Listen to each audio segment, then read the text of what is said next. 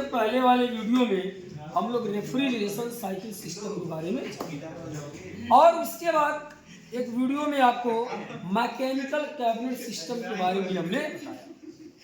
शांत रहो यार, रुक दो भाई शांत। इसके पहले जो है विंडो एसी का मैकेनिकल कैबिनेट मतलब इसका जो ढांचा होता है, डिजाइन, इसके बारे में जानकारी लिया और उसके बाद मैकेनिकल रेफ्रिजरेशन सिस्टम के बारे में जाना। मतलब कि इसमें गैस साइकिल कैसे होता है, ठंडक कहाँ प्रदान होती है, कहाँ हीटिंग होता है और कंप्रेसर कैसे हमारा काम करता है, इसके बारे में जाना। तो जो साइकिल में पार्ट लगे हुए थे उसकी पूरी जानकारी लिया। अब इस वीडियो में हम लोग जानकारी लेने वाले हैं कि विंडो एसी का इलेक्ट्रिकल सिस्टम क्या होता है। इलेक्ट्रिकल सिस्टम में एक एक पार्ट को बाकायदा पूरा उसका स्पेसिफिकेशन जानेंगे। स्पेसिफिकेशन मतलब कि कितने वाट का होता है, कितने वोल्टेज का होता है, कितने फेज का होता है और कितना उसका एम्पियर होता है, ये सारी जानकारी हम लोग लेने वाले। तो जितने भी इलेक्ट्रिकल पार्ट लगे हुए हैं ये सबका स्पेसिफिकेशन रहेगा। तो सबकी जो है वाट, एम्पियर, ये आरपीएम, ये सारी चीज़ें वन बाय वन आपको स्टेप बाय स्टेप बताएंगे। तो पहला स्टेप चालू करते हैं। इलेक्ट्रिकल में सबसे पहला जो पार्ट होता है वो आता है कंप्रेसर। क्या होता है वो? कंप्रेसर। तो कंप्रेसर जो होता है आपके विंडो एसी में 1.25 टन से लेकर के 1.5 टन तक की जो एसी होती है उसमें रोटरी कंप्रेसर का प्रयोग होता है। इसका प्रयोग होता है, रोटरी कंप्रेसर का प्रयोग होता है। और वही 2 टन का अगर सिस्टम है, कितने टन का है? 2 टन का सिस्टम है, तब उसमें सील्ड हर्मेटिक रेसिप्रोकेटिंग कंप्रेसर का यूज होता। ये चीज ध्यान दीजिएगा, ये मोस्ट इंपॉर्टेंट है कि रोटरी कंप्रेसर का यूज कितने टन से कितने टन तक के एसी में किया जाता। तो रोटरी कंप्रेसर का यूज 1.25 टन से लेकर के 1.5 टन तक के एसी में किया जाता, चाहे वो विंडो एसी हो और चाहे आपका वो स्प्लिट एसी हो, कोई भी एसी हो। अगर वो नॉन इन्वर्टर विंडो एसी है तो उसमें 1.25 टन से लेकर के 1.5 टन तक के एसी में रोटरी कंप्रेसर का प्रयोग करते और 2 टन के एसी में हर्मेटिक रेसिप्रोकेटिंग कंप्रेसर का यूज होता। अब ये रोटरी कंप्रेसर के बारे में और आगे जानकारी लेंगे। तो रोटरी कंप्रेसर में देखिए सबसे पहला काम तो होता है कि हमने जाना रोटरी कंप्रेसर, इसका नाम है।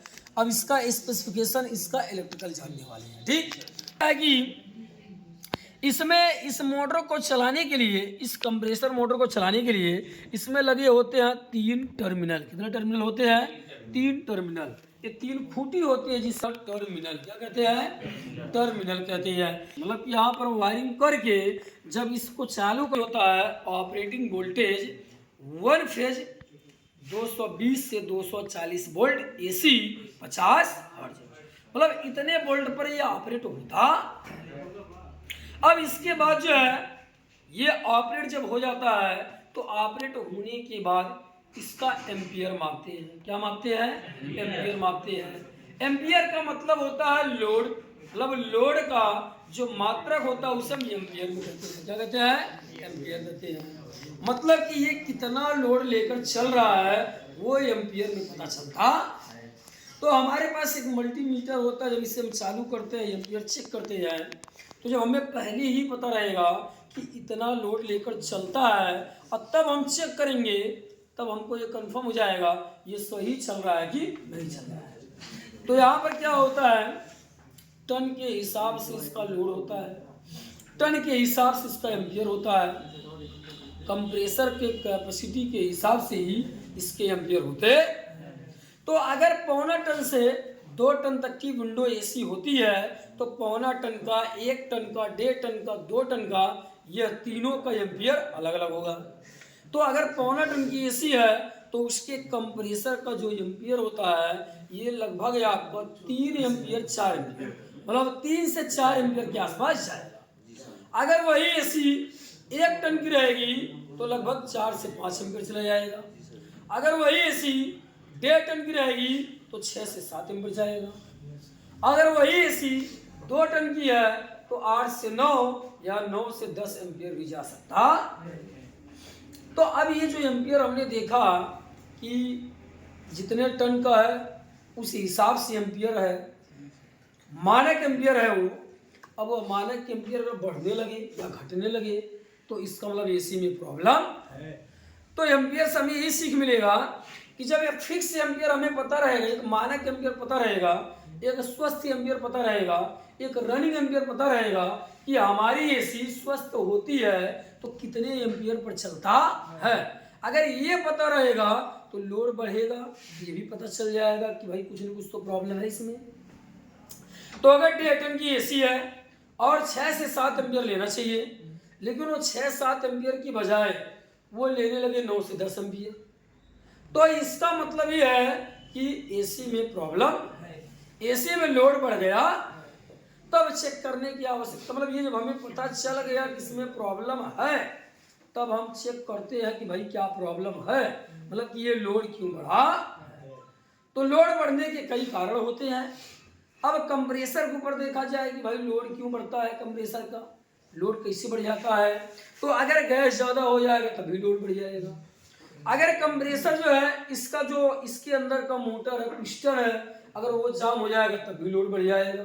अगर कंप्रेसर को कहा जा रहा है 220 से 240 वोल्ट एसी देना जरूरी है, लेकिन अगर वही 180 वोल्ट हो गया तो ठीक है चलेगा, लेकिन अगर 180 से कम हो गया, 170 आ गया, 150 आ गया, 160 वोल्ट आ गया तो फिर लोड बढ़ जाएगा।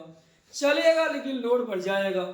अगर जो है किसी कारणवश ये फैन यहाँ से टूट गया तो इसकी गर्मी निकल नहीं पाएगी तब भी लोड बढ़ जाएगा।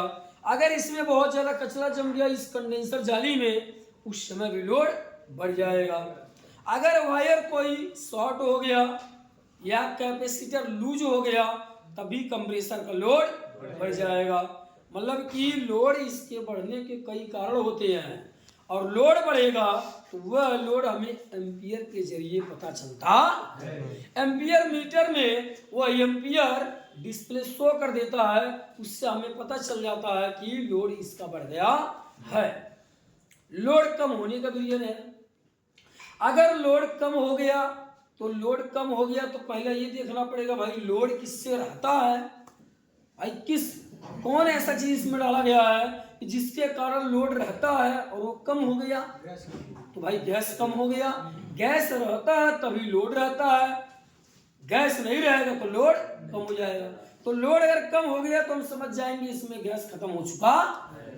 तो ये कंप्रेसर का स्पेसिफिकेशन होता है। क्या होता है? स्पेसिफिकेशन होता है, समझ में। अभी ये जानकारी केवल है, क्या अभी ये कंप्रेसर का इलेक्ट्रिकल जानकारी है, अभी कंप्रेसर का टेस्टिंग नहीं बताया है, समझ में।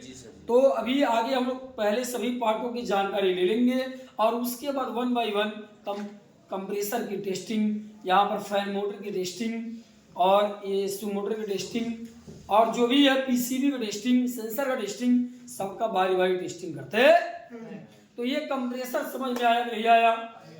वाट भी जान लीजिए, देखिए वाट भूल रहे थे, तो वाट भी होता है टन के हिसाब से। एम्पियर अगर एम्पियर पता चल गया, एम्पियर के जरिए हम वाट निकाल सकते हैं। 1 एम्पियर में लगभग 200 वाट होता है। कितना होता है? 1 एम्पियर में लगभग 200 वाट होता है। अगर 6 एम्पियर ले रहा है तो इसका मतलब 1200 वाट लगभग